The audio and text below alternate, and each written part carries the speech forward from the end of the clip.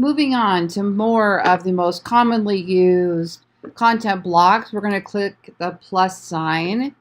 We're going to go down to common blocks and we're going to look at heading. Now, this is fantastic because if you are blogging strategically with search engine optimization in mind and the visual person in mind, you're going to title each paragraph with a heading tag. Now, preferably this is an H2. So it looks like this. Let's just say now we're talking about WordPress Gutenberg blocks. So we're going to put the most common blocks. So this is an H2, right? And then I'm going to enter down and I'm going to do, if I just type normal, it's in paragraph mode. But if I click the plus sign and I add heading, now, so that was common blocks. What else did we have? Embed blocks, embeds, embed codes. Okay.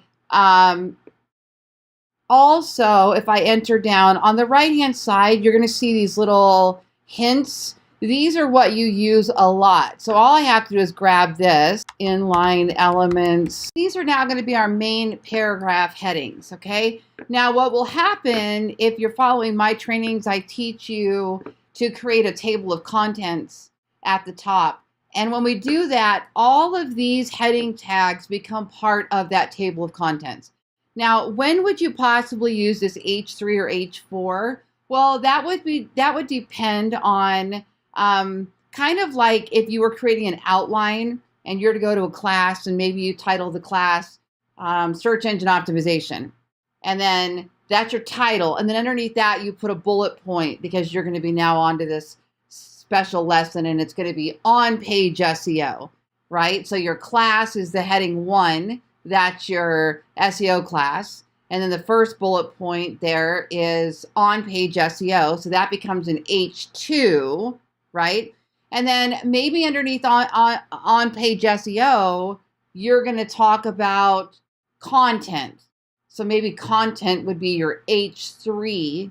And then under content, you might put styling or editing, and that would be H4. So you kind of have these little, they look like this. So common blocks, that's an H2. And then we'll do paragraph heading H3. This is H3. See that? And then underneath that, this is H4.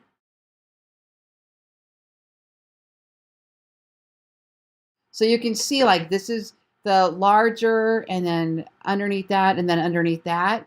Well, depending on how you have your table of contents set up, I have mine pulling from all of the H2 tags, so it will still only pull from these. But if you have it set to pull all heading tags, then it will also pull those smaller ones.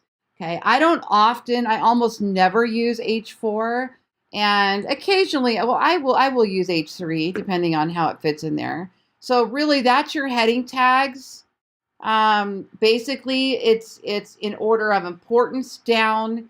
And just like if you were old school creating an outline, that's how you use your heading content block in WordPress Gutenberg.